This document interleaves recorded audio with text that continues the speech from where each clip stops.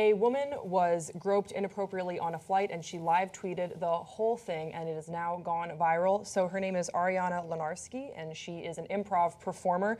And let's just walk you through the tweets, and then I'll get a reaction, because she really did document the entire experience and the aftermath. So the first tweet, she says, "Some guy grabbed and stroked my calf as I walked by on the plane, so I took his picture. Not going to post it, but I hope he's freaked out."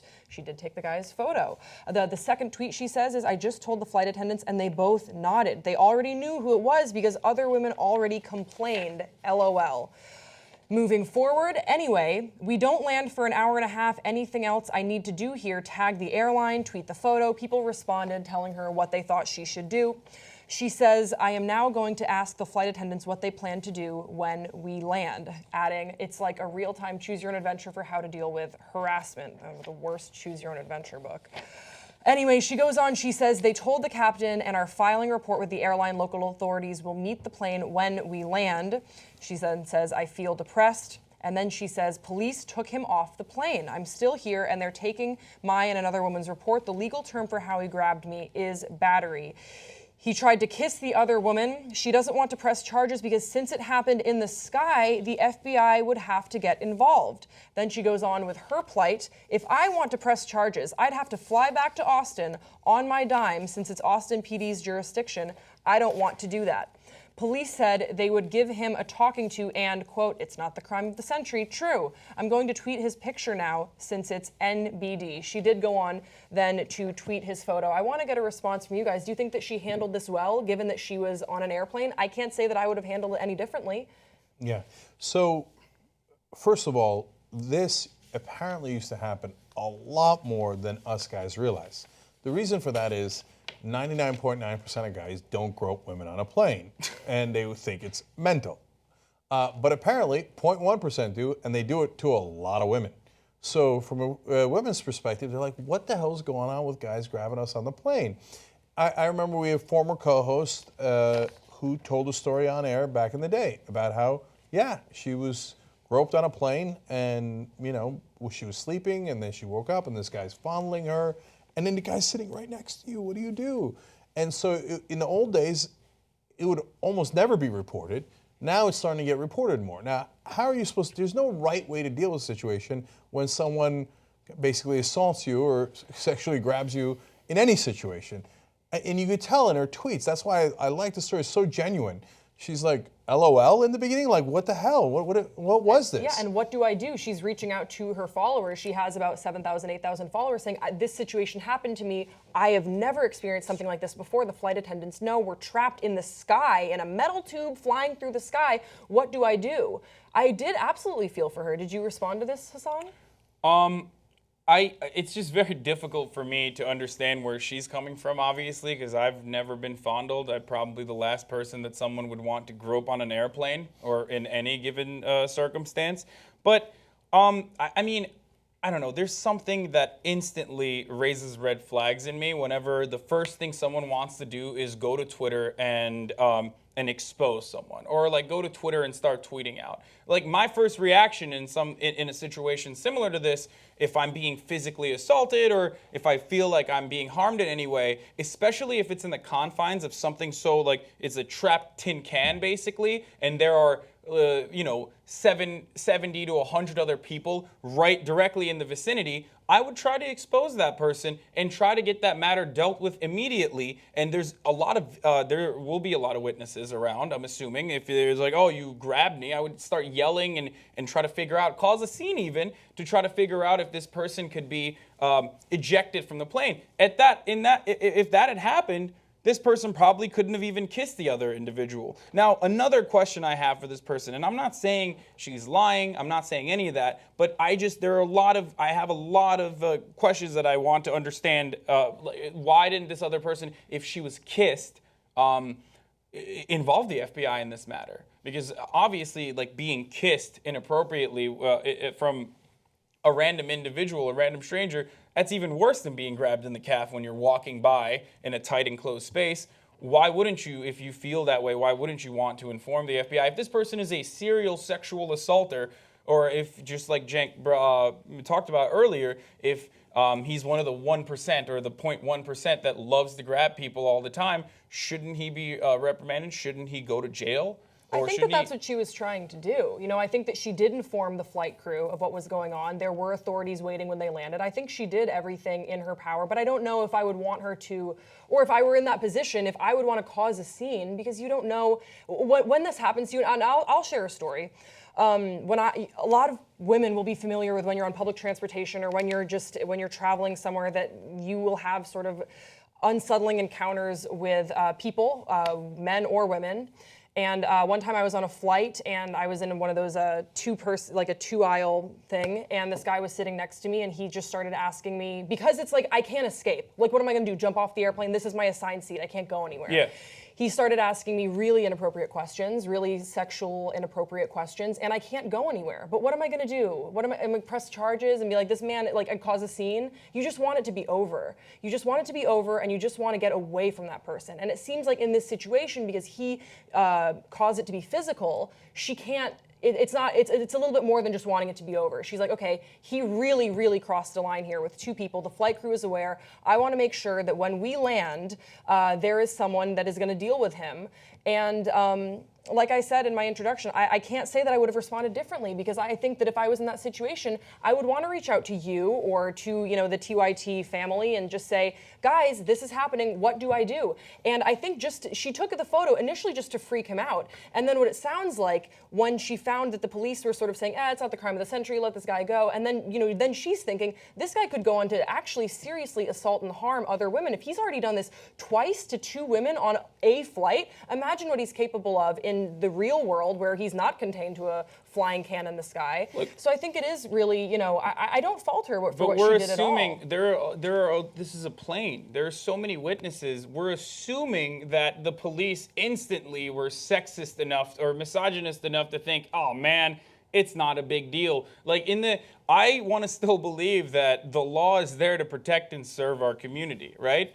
And I still want to believe that the police probably did their job as best as they could, especially because there were so many witnesses, and still thought it was okay to let this person go, which leads me to believe. I don't believe that at all. So look, let me first of all clarify how some of this went down.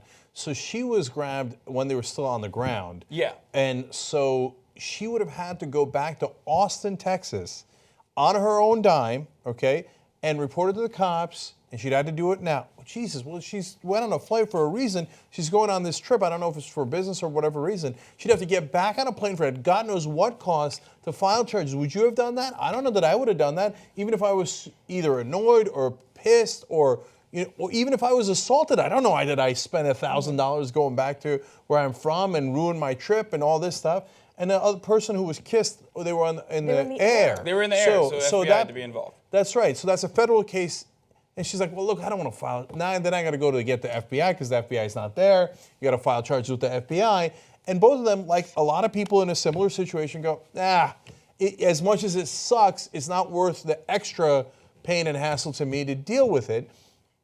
So, look, I'm. But if it was a big deal, you would take the necessary steps. Is but what Hans, I'm saying. We all have a different perspective, right? So another member of the TYT staff, we were out one night, and he's a guy, and a guy grabbed his ass. Okay, and he thought, no big deal, right? So now somebody else might have thought that was a giant deal. And they might have then you could yell at him and go, why didn't you file sexual assault charges? Well, he could have, but he didn't, right? Because and Haas, part of it is you and I are pretty big guys, right? So it's harder for us to feel threatened, just honestly. Because you're 6'5", I'm 240. I can't believe I just admitted that. Anyway, we can defend ourselves, right? Yeah. I mean, if you're on a trap, if that dude's on a plane trapped with us, we don't have the problem. He has the problem. Yeah, okay. I also think it's less of an issue of sort of misogyny and sexism from the law enforcement officials. It sort of sounds like their hands are tied. If this is just how the system works, if you want to file charges, you got to go to the FBI, like you said, because the woman was in the flight, the plane was flying. Or you have to fly all the way back to Austin. So I don't think that it was the law enforcement officials being sexist and saying, it's not a big deal. And it was more of them being like, look, we'll tell you how you can file charges. But it is going to be a lengthy process if you want to move forward with this. It's not, it's just, I mean, just that's the way that the cookie crumbles. Hypothesis. Okay, or not hypothesis, sorry. A thought experiment, for lack of a better word. This person rapes this woman in the bathroom. They're in Austin. The plane hasn't flown out yet. She feels really scared about mentioning this. When they land, or she notifies the people on the plane, but at that time the plane has already taken off. When they land, he's getting arrested. There's no this is a jurisdiction. It's out of our we can't really charge you. No, you're getting arrested. If there's enough witnesses. If this was a serious sexual assault, and I'm not saying being grabbed in the calf is not serious, but if this was anything different, he would get arrested. So but that goes to I think her point. So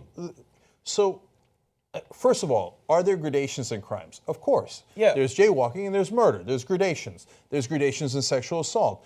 Like the TYT guy who was grabbed in the ass. Would he have filed charges if the guy didn't just grab his ass? What he viewed in a playful nature, others might not have viewed that in that way at all. The guy instead had raped him, yeah, he would have filed charges, right? Because that is there are gradations, of course, right? Now, would I have flown back to Austin to file charges if that level of severity happened? Yes, right? No, but do you understand what I'm saying? No, when it comes to the police, to address your point, look, I've got my own personal experience with cops, and everybody's got a different perspective, but I got robbed when I lived in New York, and a guy had his entire palm print, every 5 fingerprints on the window as he lifted it up. And the cops are like, how much did he take? Oh, you live in a terrible part of town? Nah, I don't care. They're like, we literally won't show up. I'm like, dude, it's a robbery. You're a cop. It's like, is this optional? They said, piss off. They wouldn't show up. In Miami, I got my identity stolen. The guy's like, you really want me to file the paperwork? We're never going to catch the guy. Well, You're just wasting all our times. So am I surprised? It's not that cops are necessarily sexist or misogynist out there. They just are lazy. And it's not that cops are particularly lazy. It's that everybody, unfortunately, is lazy. And so they go, oh, my God, you want me to do paperwork? No, you got to go back to Austin. But if they took it seriously, like if there was a threat that a guy spoke the wrong language, stories we've covered on the show, right? He spoke Arabic and said, and Inshallah. And if he wasn't white. Right, and then all of a sudden, that's a federal case. Everybody's getting arrested, and then we're sorting it out later. Here, the cops are like, you deal with it. I think it's laziness more than anything else. And so it depends on how you perceive it. Somebody grabs my leg, I think that's super weird. The only problem, right? I said. But others might think, like, that's a serious case of sexual assault, and I'm not going to stand for it because if I do, this guy's going to keep on doing it. One last thing. She, at the end, because she couldn't get, any kind of justice there, she did tweet out his picture. Now, I live in a comfortable situation, as I just explained, where I can defend myself, yada, yada. So I think I wouldn't have tweeted out the picture, but that was not our first instinct.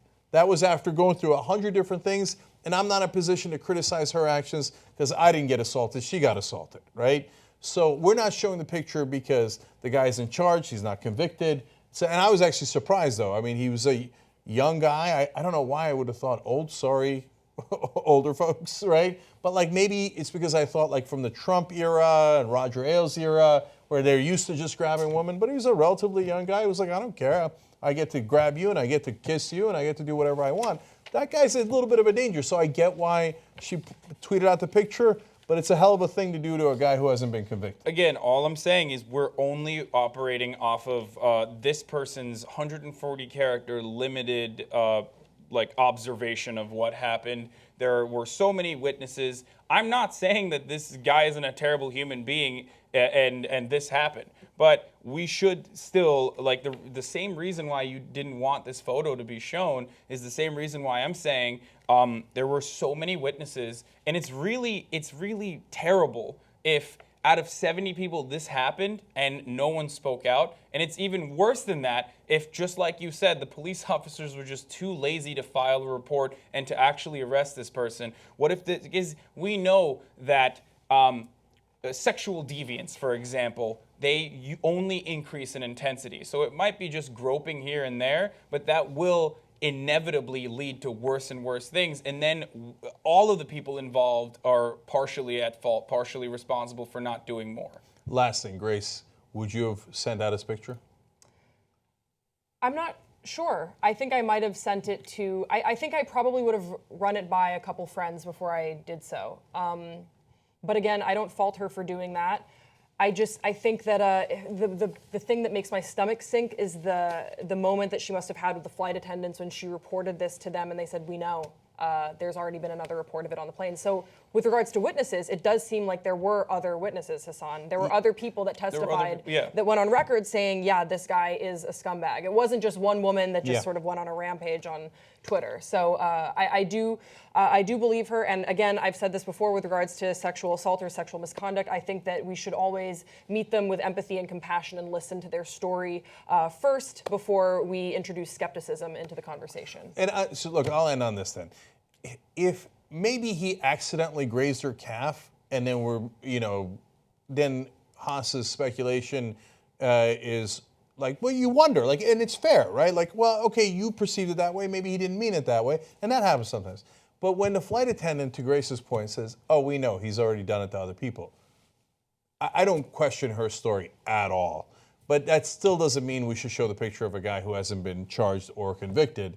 But that's us. For her, maybe she thinks, well, you're not going to get me to fly back to Austin and, and pay all this money out of my pocket, but I'm going to get a little bit of justice here. You want to criticize, go for it, but you didn't live through what I lived through, and so this is my reaction to it. So maybe next time he shouldn't just grope and grab and sexually assault women when he has no goddamn permission. You know who makes independent media possible? You guys. Because of you, we can actually do this show free of any outside influence. That's what makes us so strong. Become a member today. tytnetwork.com/join. You are the media.